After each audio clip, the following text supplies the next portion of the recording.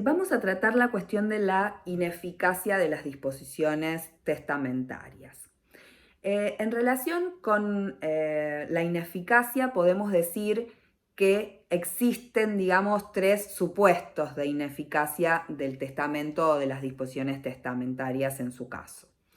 Una de ellas es la nulidad. La nulidad, como ustedes saben, es una sanción que produce la invalidez de un acto jurídico, en este caso del testamento, en función de vicios que acompañan o que están o que se producen en la formación del acto. Y en este sentido, podemos decir que en materia testamentaria, si ustedes revisan los repertorios jurisprudenciales, se van a encontrar con que la mayor causa de nulidades testamentarias son vicios que están vinculados a la ausencia de algunas solemnidades establecidas para cada uno de los tipos testamentarios que sobre los que legisla el Código Civil y Comercial, o bien a cuestiones que tienen que ver con la ausencia de capacidad en la persona que otorga el testamento. En ambos casos, sea que la nulidad esté dada por falta de forma o por falta de capacidad, lógicamente se acarrea la nulidad total del acto jurídico. Luego, de todos modos, podemos tener en materia testamentaria algunas nulidades parciales que pueden estar vinculadas a la nulidad de alguna de sus cláusulas que no necesariamente perjudican a las restantes. Esto sería un supuesto, y menciono la nulidad como un supuesto de eficacia para diferenciarla fundamentalmente de las que están tratadas expresamente en el capítulo 6, que son la revocación de las disposiciones testamentarias y la caducidad. ¿Por qué? Porque tanto la revocación como la caducidad son situaciones en las que el testamento va a ser parcialmente o totalmente ineficaz o va a perder valor, pero que siempre son, que no son coexistentes o no ocurren en el momento mismo de la formación del acto, sino que necesariamente son posteriores. La diferencia entre ellos fundamental, aunque ahora vamos a desarrollar los casos específicos, es justamente, o aquellos supuestos en los que la ley interpreta que hay una revocación o determina que hay una caducidad de una disposición testamentaria. La diferencia esencial es que en el caso de la revocación siempre hay una voluntad expresa o presumida por la ley o determinada por la ley en el sentido de dejar sin efecto una disposición testamentaria o el testamento mismo. Mientras que en los supuestos de caducidad hay circunstancias que son ajenas a la voluntad del testador, que hacen naufragar de alguna manera esa voluntad expresada en el testamento.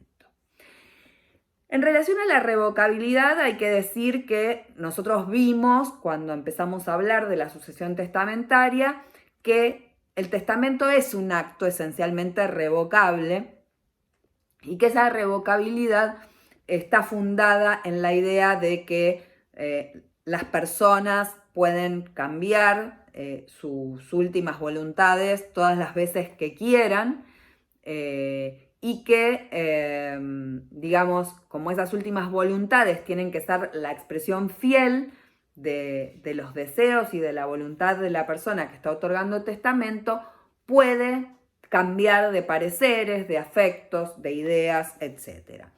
¿Se acuerdan que también, entre otras cosas, se prohibían justamente los testamentos conjuntos para garantizar esta revocabilidad? Bueno, pues entonces el testador es quien está facultado para hacer esa revocación.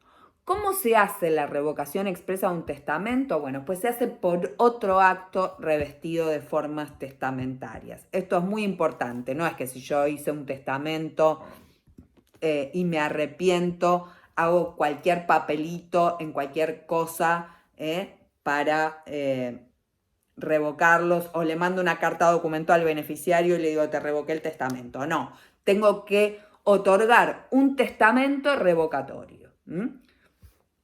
¿Por qué tipo? No importa. Yo puedo haber otorgado el testamento por un acto público y puedo revocarlo por un hológrafo, o a la inversa, puedo hacer un testamento hológrafo y luego en un testamento por acto público decir que lo revoco.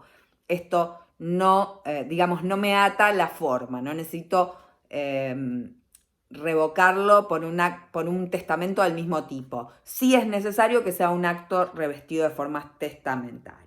En este caso, lógicamente, la revocación es expresa porque digo en otro testamento que lo revoco. También un testamento posterior, aun cuando no digo que revoco, en principio, según dice el artículo 2513, revoca al anterior en la medida en que no confirme expresamente ese testamento anterior.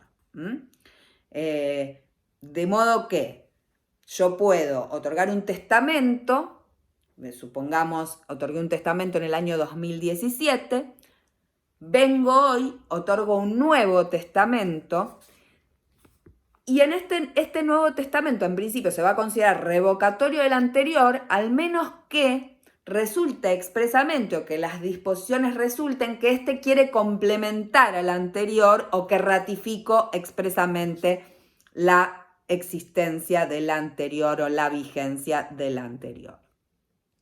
Esto, desde el punto de vista práctico, realmente no es lo más prolijo.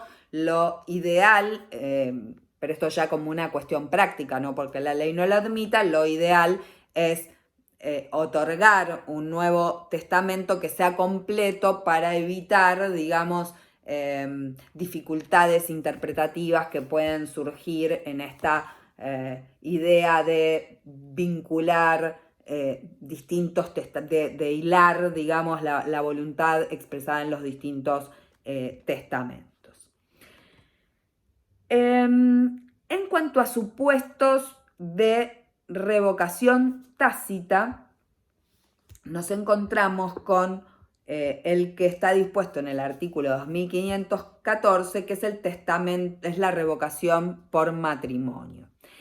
Esta norma es reproducción o muy similar, no reproducción justamente, de la que ya contenía el Código Civil, que era el artículo creo que 3008-26, si no me equivoco, y que establece que el matrimonio, contraído por el testador, revoca el testamento anteriormente otorgado.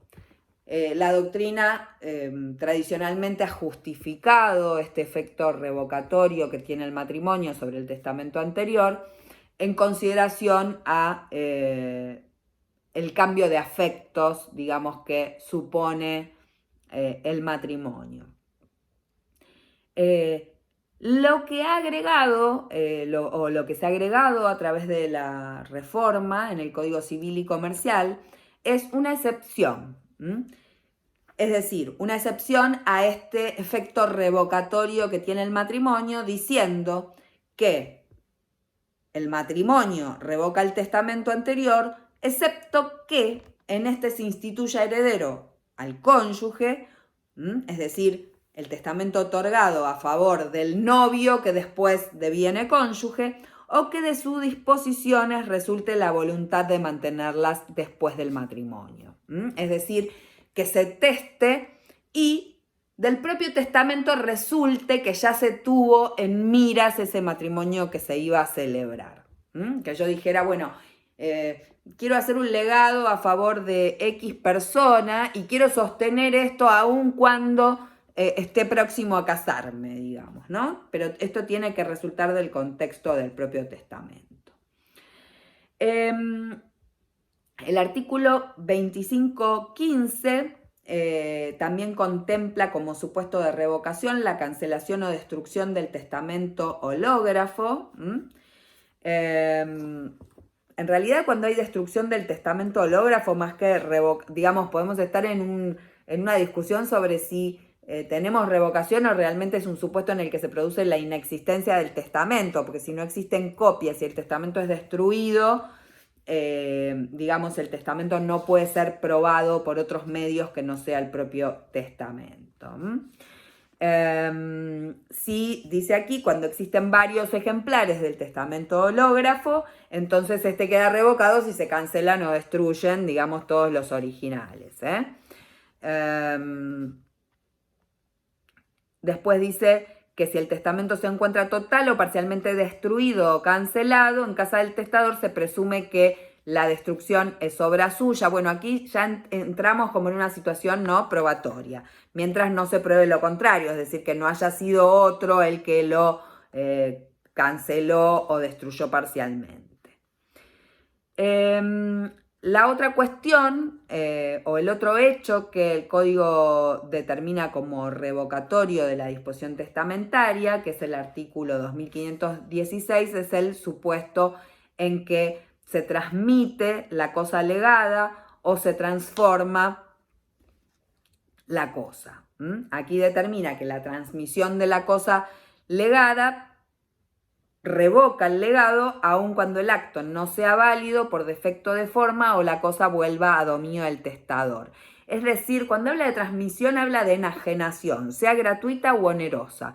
Si yo hice un legado de un inmueble a favor de María y después doné ese bien o lo permuté o lo regalé, se interpreta que lo quise revocar. Y este ánimo revocatorio, la ley lo interpreta en ese sentido, aun cuando la cosa vuelva a mí por efecto de la nulidad del acto o de cualquier otra cuestión. ¿Por qué? Porque aquí está presente lo que yo les decía al inicio del video, que es que está manifestada la voluntad de transmitir la cosa. También la promesa de una compraventa o la promesa de una permuta del bien, etcétera, genera este efecto revocatorio. Cuando se trata de una venta en subasta judicial o una expropiación, aquí queda revocado de hecho el legado, pero fíjense, dice, salvo que la cosa vuelva a ser propiedad del testador. Ven que ahí, como en la subasta judicial, que es una ejecución forzada, o en la expropiación, que es un acto que es ajeno a la voluntad del testador, en la medida en que la cosa legada vuelva a su patrimonio, el legado se considera vigente. Y la transformación de la cosa también importa su revocación. No así, como ya habíamos dicho anteriormente, el gravamen, porque recuerden que dijimos que cuando la cosa legada es gravada, por ejemplo con una hipoteca, el legatario la recibe en el estado que se encuentra, pero esto no supone revocación del legado. En materia de caducidad, como había dicho originalmente, son supuestos en los que no interviene justamente la voluntad del testador. ¿Cuáles son los que recoge el código? Bueno, la caducidad de la institución por premorencia del legatario o del instituido, es decir, la muerte del legatario o del heredero instituido, hacen caducar la disposición testamentaria.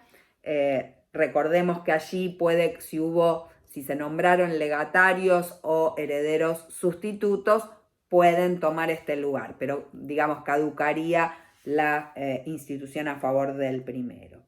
También caduca el legado por perecimiento o transformación de la cosa legada, es decir, si la cosa que fue legada pereció, se destruyó, desapareció, etcétera, sin culpa, por supuesto, de nadie. No estamos hablando, estamos hablando cuando la cosa desaparece antes de la apertura de la sucesión. Se extingue por cualquier cosa o se destruye.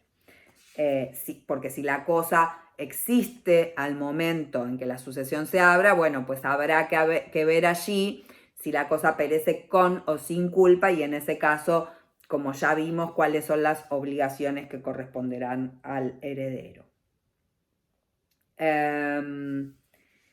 Si la cosa legada perece parcialmente, la norma determina que se cumple en la medida en que la cosa está subsistente, digamos, se podrá exigir la cosa parcialmente. Si el legado caduca por la transformación de la cosa, por causa ajena a la voluntad del testador anterior a su muerte, o al cumplimiento de la condición suspensiva, también caduca entonces el legado. Y finalmente el artículo 2521 establece la posibilidad del legatario de renunciar al legado. Esto puede hacerlo en tanto no lo haya aceptado, se aplica, digamos, el mismo criterio, digamos, que en materia de aceptación de la herencia, que es decir, que hay posibilidades de renunciar en tanto no lo haya aceptado. La renuncia parcial la habíamos conversado, y el artículo 2520, aquí mezclando un poco las cosas, habla de la revocación del legado cuando se trata de causas imputables al legatario. Es decir, antes vimos las causas de revocación, hace unos minutos hablamos de las causas de revocación de los legados que tienen que ver con la voluntad del testador, es decir, cuando él mismo revoca el testamento o enajena la cosa legada, etcétera, o contrae matrimonio. En este caso, el artículo 2520 refiere a la revocación del legado que tiene, digamos, causas imputables al propio legatario, y que son la revocación por ingratitud, que anteriormente habíamos mencionado, o la injuria grave a su memoria, y por el incumplimiento de los cargos impuestos por el testador, si estos son la causa final de la disposición. Bueno, esto también habíamos mencionado algo en cuanto a la posibilidad de los beneficiarios de cargos de pedir el cumplimiento de esos cargos, y la posibilidad de ser revocado el legado por esta inejecución, justamente. Y en cuanto a la renuncia parcial, también lo había comentado en el video anterior, que es que el legatario, digamos, si existe más de un legado a su favor, no puede repudiar el que está gravado con cargos y aceptar el que está libre de cargos, sino que debe aceptar ambos. Y con esto damos por finalizado entonces este tema.